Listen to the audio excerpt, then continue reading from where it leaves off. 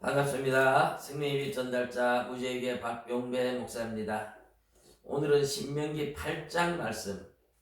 이 신명기 8장 말씀은 굉장히 중요한 말씀이죠. 말씀이 중요하지 않은 게 어디 있겠습니까만은 제가 이렇게 말씀하는 것은 신약 성경에서 그것도 특별히 예수님이 인용한 말씀이 들어있어서 이렇게 이야기를 한 것입니다. 바울 사도가 많이 인용을 한다든지 신약 성경에 특별히 많이 예언을 인용하면 구약 성경의 말씀을 인용하거나 구약 예언이 성취된 이야기, 이런 것들은 좀 더 우리가 관심을 가지고 보게 되죠. 이 신명기 8장은 예수님께서 마귀한테 시험을 3가지 받을 때 돌을 가지고 떡을 만들어서 먹어보라, 이런 시험을 할 때 예수님이 사람이 떡으로만 사는 것이 아니라 하나님의 입으로 나오는 모든 말씀으로 산다, 그렇게 대답을 하셨죠. 그래서 말씀으로 마귀를 물리치는데 바로 그 말씀, 사람이 떡으로만 사는 것이 아니라 하나님의 입으로 나오는 모든 말씀으로 산다, 그 말씀이 바로 신명기 8장에 나오는 내용이죠. 하나님께서 이스라엘 백성들을 광야에서 40년 동안 시험하셨다고 이야기를 합니다. 광야 40년 동안 하신 시험은 이스라엘을 훈련하고 연단하는 과정이라는 거죠. 이스라엘을 광야에서 훈련하고 연단하는데 하나님이 훈련하신 목적이 뭐냐? 40년 동안 발에 신발이 헤어지지 않고 옷이 헤어지지 않고 그 40년을 지내도 옷과 신발이 다 그대로 깨끗하다는 게 기적이죠. 하나님이 그렇게 지켜주셨다는 거예요. 그러면서 40년 동안 먹을 양식이 없어도 하나님 말씀 들으니까 먹을 게 생기더라는 거예요. 만나가 생기고 메추라기가 생기고 하나님 말씀에 순종하니까 떡이 없어도, 세상 떡이 없어도 하나님께서 삶을 책임져 주시더라, 그런 말씀을 하는 겁니다. 여러분, 이게 굉장히 중요한 거죠. 광야 40년을 통해서 이스라엘 백성들은 사람이 떡으로만 사는 것이 아니라, 오늘날 말하면 돈이 있어야 사는 것이 아니라 말씀에 순종하면 살 길이 열리더라, 그것을 배우는 겁니다. 그래서 하나님 말씀에 순종하는 훈련을 받는 거죠.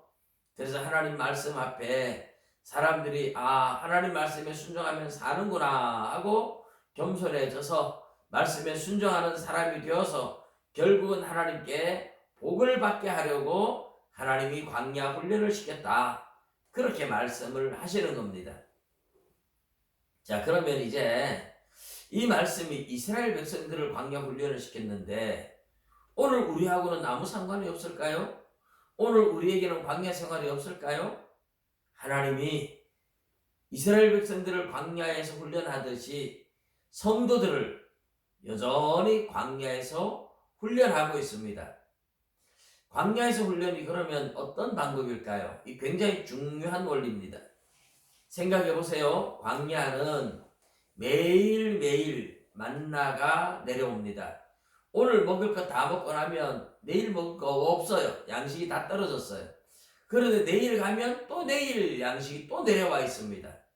40년 동안 내일 먹을 양식도 없이, 아무것도 저축해 놓은 것이나 비축해 놓은 것도 없이 매일매일 하나님이 공급하는 힘으로 사는 거죠. 그러면서 말씀에 순종하니까 사는구나 하는 것을 배우게 하는 거죠. 믿음을 가지게 만드는 겁니다. 그런데 가나안 땅은 어때요? 가나안 땅에는 집을 짓고 창고를 짓고 농사를 지어서 창고에다 쌓아놓고 편안하게 먹고 마시고 쉴 수 있는 그런 땅이 약속의 땅 가나안 땅입니다. 오늘 성도의 삶이, 어떤 사람은 광야 같은 삶이 있고 어떤 사람은 가나안 땅과 같은 삶이 있습니다. 광야 생활과 같은 삶은 어떤 삶일까요? 내일 먹을 양식이 다 떨어지고 없는 겁니다. 그날 하나님이 채워주시는 것, 이것은 아직까지 내가 광야 생활을 하고 있다는 이야기입니다. 가나안의 삶을 누리는 것은 넉넉함과 풍요로움으로 베풀며 도우며 살아가는 인생이 되었다. 그런 이야기입니다. 자, 그런데 어떤 성도는 하나님 말씀도 순종하지도 않는데 잘 먹고 잘 산다. 예, 버림받은 가짜일 가능성이 굉장히 많죠. 하나님은 반드시 광야 훈련을 다 시킵니다. 근데 자, 광야 훈련을 그럼 오늘날 어떻게 광야가 됩니까? 하나님이 이스라엘 백성들은 광야에 가면 아무것도 없어요. 뭐 농사 지을 땅도 없고 농사 지은 창고도 없고 물건을 사 먹을 것도 없고 그냥 허허벌판 광야에서 오직 하나님 한 분 외에는 바라볼 것이 없었습니다. 그것과 똑같은 방법이 뭘까요? 오늘 우리를 하나님이 광야 훈련을 시키는 방법은 한마디로 간단하게 말해서 돈줄을 끊어버리는 겁니다. 돈줄이 끊어지니까 옛날에 한때는 내가 예수님 모를 때는 돈도 잘 벌고 돈도 많았는데 어떻게 하다 보니까 돈줄 다 끊기고 빈털터리가 되어서 하나님을 믿었어요. 이제는 돈이 없으니까 여러분 사람을 만나도 돈이 있을 때 만나는 거지 돈이 없으면 어떻게 합니까? 그냥 혼자서 지내야 돼요. 광야 생활처럼 아무것도 돈이 없으면 아무것도 의지할 것이 없어요. 돈이 얼마나 중요한지 돈이 없으면 친구 만나서 뭐 밥 한번 먹고 차 한잔 마시자 그래도 나가기 어렵잖아요. 하나님께서 돈줄을 끊어놓는 것은 지금부터 광야 생활이라고 생각해라. 그래서 사람 만나지 말고 오직 하나님 말씀에 순종하는 훈련을 받아라. 그런 겁니다. 자, 그런데 돈줄이 끊어졌는데 신기하게 내일 먹을 양식이 없는데 내일 누군가 양식을 갖다 줘요.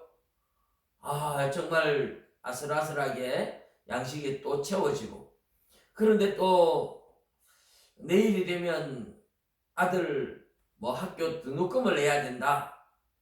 등록금이 없는데 어떡하나 하고 고민을 하는데 또 내일 되니까 누군가가 등록금을 또 마련해가지고 도와주는 거예요. 어디선가 등록금 딱 낼 만큼만 딱 생기는 거예요.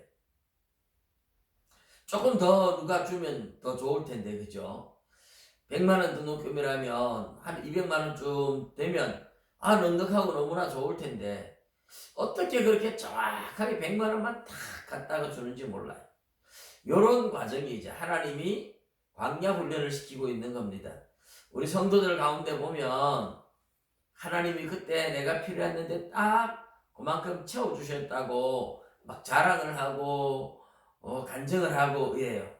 하나님이 채워주시니까 신기하죠. 감사하죠. 그렇지만 그런 단계는 아직까지 내가 어디에요? 광야에서 지내고 있다.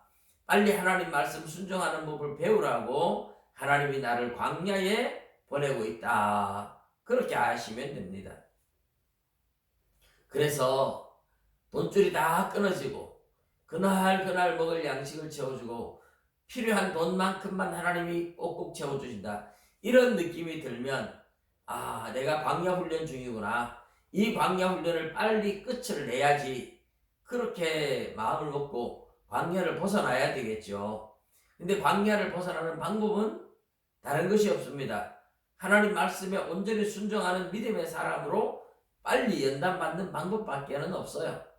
이스라엘 백성들도 광야에서 조금만 힘들면 늘 원망하고 불평하죠. 그것은 아직 연단을 덜 받아서 말씀에 온전히 순종하지 않고 자꾸만 환경을 바라봤다는 거죠. 그런데 가나안 땅에 들어가는 백성들은 어떻습니까?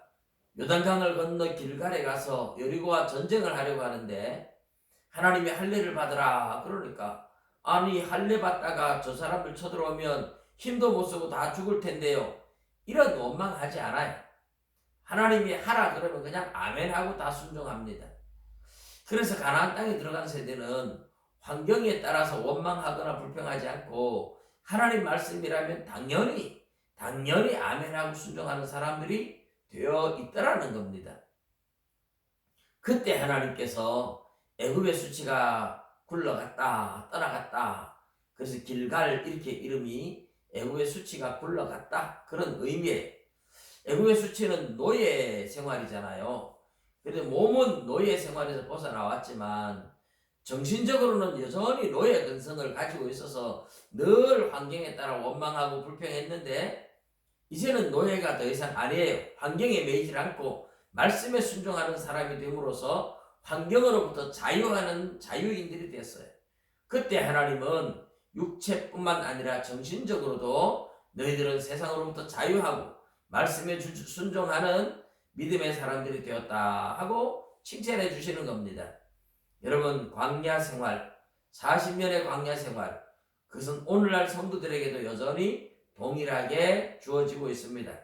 하나님 말씀에 온전히 순종할 때까지 하나님은 계속 광야 생활에서 벗어나지 못하도록 훈련을 하실 겁니다. 하나님 말씀에 온전히 순종하는, 온전히 말씀이라면 당연히 아멘하고 순종하는 믿음의 삶이 되어 보십시오. 하나님께서 광야 생활을 끝내고 약속의 땅 가나안으로 들어가는 축복을 누리게 하실 줄로 믿습니다. 속히 광야 생활 끝나고 말씀에 순종해서 약속의 땅에 축복을 누리는 삶이 되시기를 주님의 이름으로 축복합니다. 감사합니다.